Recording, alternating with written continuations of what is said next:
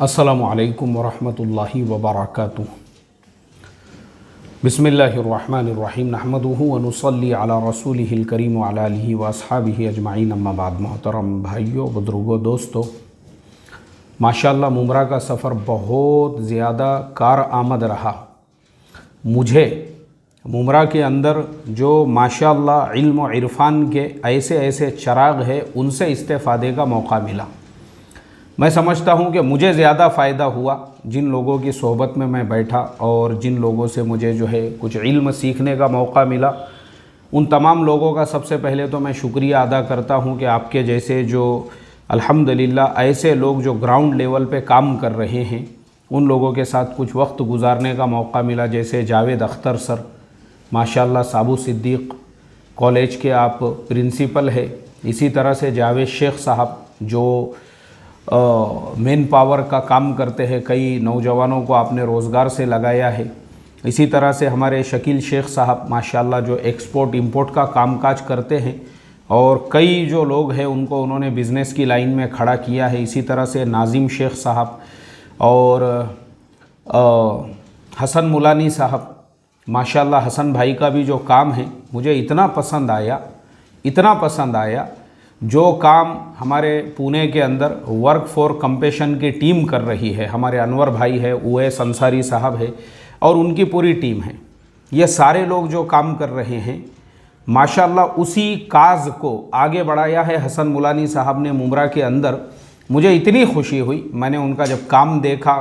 वो काम कर रहे हैं जो अल्लाह के नबी सल्लल्लाहु अलैहि वसल्लम ने 1450 साल पहले हमको जिसकी तालीम दी थी और जो ख़ुद आप करके गए थे, यानी भूखों को खाना खिलाना है, नंगों को कपड़ा पहनाना है और समाज के अंदर जो है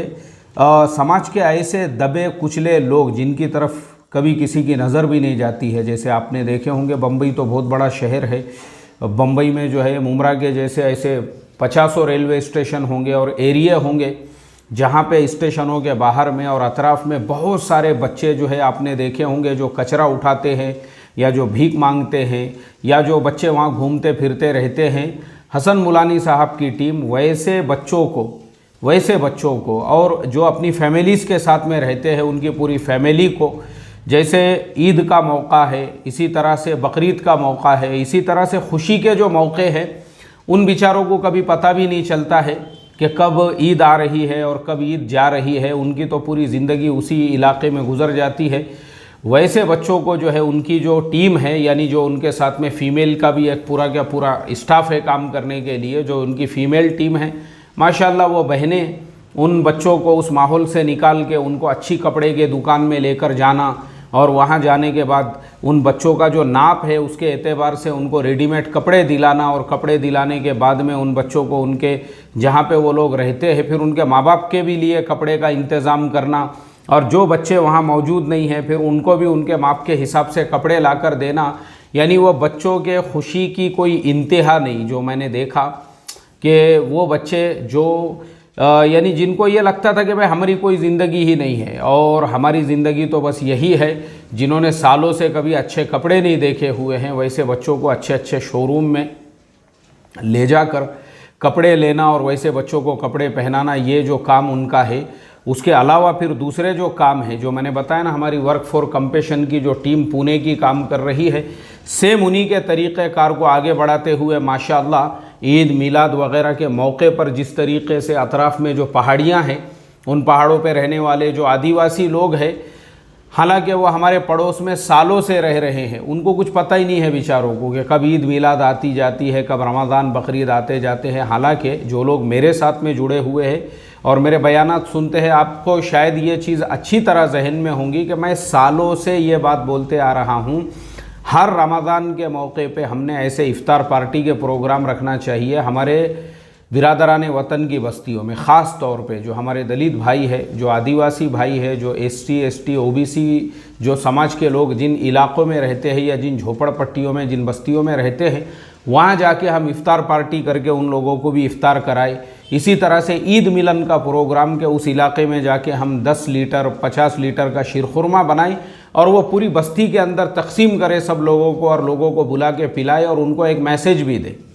साथ में कि देखो भाई ये जो हम कर रहे हैं असल में ईद एक खुशी का दिन है, और ईद इसलिए है कि पूरा रमज़ानुल मुबारक का महीना आपने रोज़े रखे थे और अल्लाह तबारक व ताला की रज़ा और खुशनुदी में महीना गुजारा। ये मैसेज आज तक हमने दिया नहीं है। अगर पिछले 75 साल से हम देते आते थे ना, तो मुल्क के हालात ही कुछ और रहते थे। जैसे अभी 4 दिन पहले जयपुर के अंदर 250 घराने जिन लोगों ने अपने मज़हब को तब्दील कर दिया, अगर मुसलमानों के उनके साथ में हुस्न सुलूक और अखलाक रहता था, और ये जो हमारी एलर्जी है, नहीं अपना काम नहीं है वो। और ये मुझे खुद लोगों ने कहा है, ये जो फ्री में मैं नाश्ता तकसीम, क्या तकसीम कर रहे बोले तुम? अपने लोगों में क्या कमी है क्या? गरीबों की, मोहताजों की, मिस्किनों की। एक्चुअल में हमने अपना ये जो अपनी सोच है ना हमारी, इसी वजह से जो दावत का काम है महदूद होके रह गया हमारी दावत दूसरों तक पहुंची ही नहीं ना, क्योंकि दूसरों को हमने वो अदब, वो अखलाक और वो चीज़ें बताई ही नहीं कि एक मुसलमान, यानी अल्लाह ताला ने जो है कुरान में, हमारे कुरान पाक में अल्लाह ताला ने खुद अपने बारे में फरमाया है रब्बुल आलमीन, यानी अल्लाह ताला जो है वो आलमीन के रब है। और अल्लाह के नबी के बारे में फरमाया रहमतुल लिल आलमीन, वो आलमीन के लिए रहमत है, मुस्लिमीन कहीं पे भी नहीं है। हाँ, ये और बात है कि हमने उनको प्राइवेट लिमिटेड कर दिया, नहीं, वो हमारे ही रब है और हमारे ही नबी है। ये प्रॉब्लम की वजह से क्या हुआ, पिछले 75 साल से लेके अगर आज तक हम ये काम करते आते थे, पिछले 1 महीने की रिपोर्ट ये है 10,000 ख़ानदान, 10,000 घराने उन्होंने अपने मज़हब को तब्दील किया। दिल्ली के अंदर पूरे मैदान में खड़े रह के देखो वो खबरें आपको जो है ना, ये हमारे पके तक, गले तक, सड़े तक, बदबू मारे तक जो चैनल है वो नहीं बताएंगे। 10,000 लोग पूरे मैदान में खड़े रहकर उन्होंने जो है कसम खाई और अपने मज़हब को बदला। इसी तरह से जयपुर में जो 250 घराने हैं, मुझे आप बताओ, अगर हमारा हुस्न सुलूक उन लोगों के साथ में सही रहता और हम लोग पहले से काम करते आते थे इस काज के ऊपर ना, तो आज जो है हमारे लिए एक खुशी का मौका होता था कि किसी और जगह जाने की बजाय वो अल्हम्दुलिल्लाह इस्लाम के साए में रहते थे। प्रॉब्लम तो इसीलिए हसन मुलानी साहब जो काम कर रहे हैं ना, ये ओरिजिनल करने का काम यही है। जो ईद मिलाद के मौके पे उनकी टीमें, सारे आदिवासी लोग, वो बेचारे आदिवासी जो है वो ओरिजिनल में मूल निवासी उस इलाके के वही है, ओरिजिनल रहवासी वही लोग हैं जो पहाड़ों पे, जो बस्तियों में रहे हुए हैं। हम उन इलाकों के अंदर जाके हम बसे हुए जो लोग हैं, जिन्होंने वहाँ बड़ी बड़ी इमारतें खड़ी कर दी और वो आज भी पहाड़ों के अंदर वही उनकी ज़िंदगी गुजारते हैं, वहाँ जाकर इन्होंने उनको इस्लाम का पैगाम दिया और अल्लाह के नबी की सीरत बताई उनको, और ये बताया कि भाई देखो, हम ये जो इस मौके पे आप लोगों के साथ जो हुस्न सुलूक कर रहे हैं,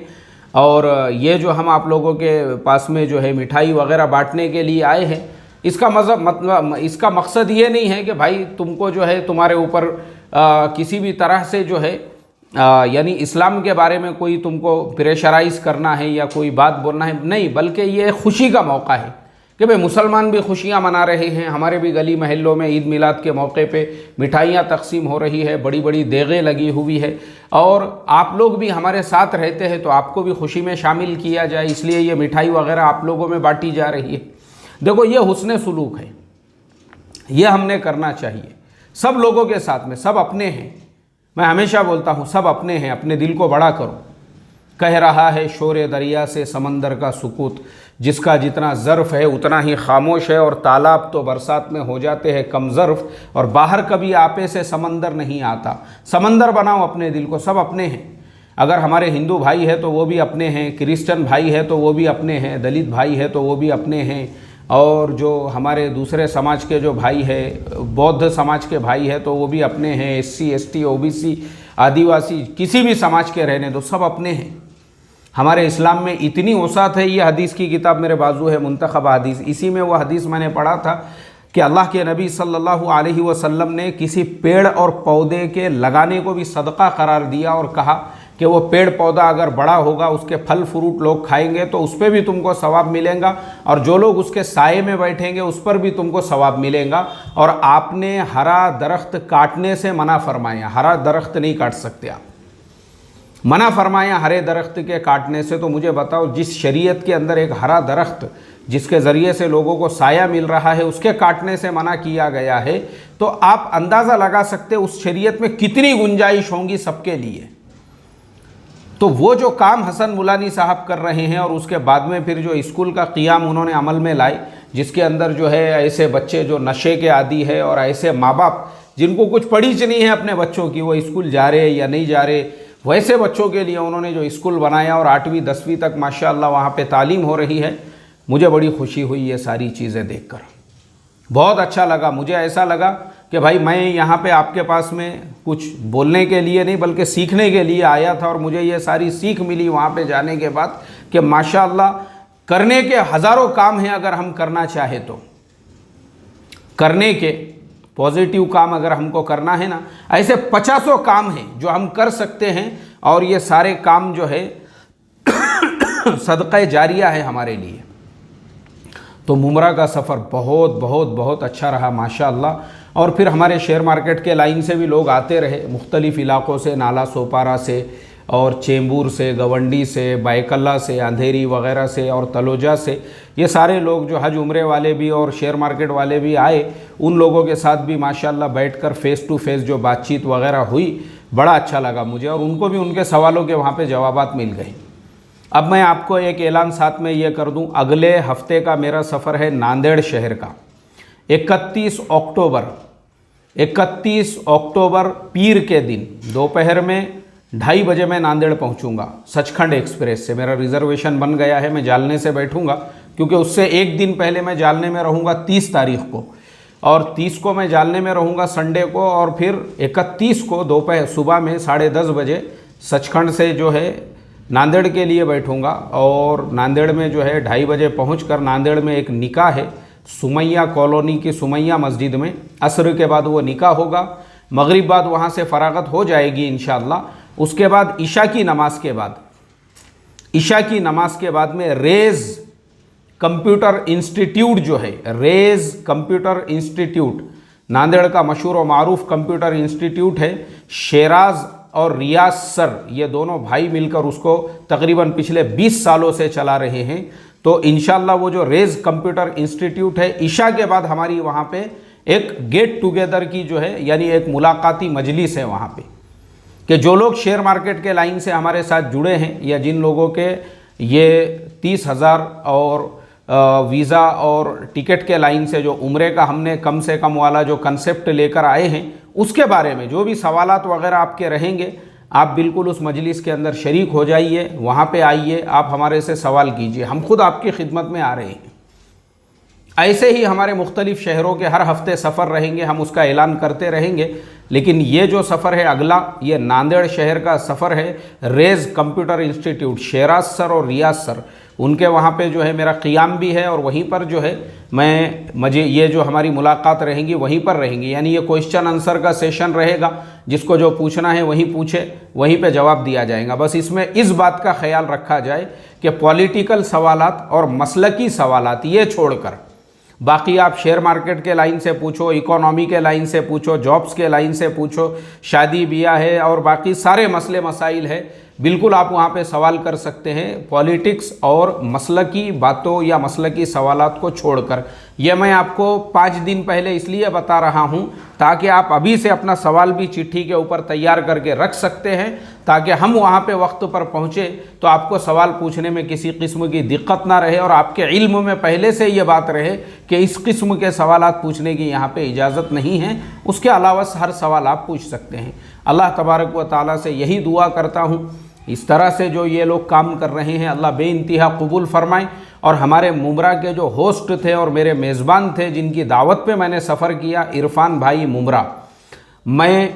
वाकई में भी आखिर में सबसे ज़्यादा दुआ तो उनके लिए होनी चाहिए कि उनके ज़रिए से अल्लाह ने ये सारे लोग जो वहाँ का क्रीम है, वहाँ की जो क्रीम टाइप के जो लोग थे एकदम, यानी जिनके एक एक के पीछे हज़ारों लोग चलने वाले, और अल्लाह ने बड़े बड़े कामों के लिए जिनको कबूल किया, ये सब इरफान भाई की दावत पे वहाँ पे जमा हुए थे। अल्लाह ताला इरफान भाई को जज़ाए खैर अता फ़रमाएँ, इरफान भाई की मोहब्बतों को बेइंतहा कबूल फ़रमाएँ, और इरफान भाई को अल्लाह तबारक व तआला जो जज्बा है उनके अंदर दीनी खिदमत का, वैसा हमारे अंदर भी अल्लाह ताला पैदा फ़रमा दे, और उनको अल्लाह ताला बेहतरीन जज़ाए खैर अता फ़रमाएँ। और उनके घर वालों को भी, उनके अहलो अयाल को भी, जो उन्होंने हमारी खिदमत की है 2 दिनों तक, अल्लाह उनको भी, उनके भाइयों को, उनकी वालिदा को, उनके पूरे घर वालों को इसका बेहतरीन बदल दोनों जहान में अता फरमाई। फिर मिलते हैं नांदेड़ में इंशाअल्लाह। अस्सलामु अलैकुम वरहमतुल्लाहि वबरकातुहू।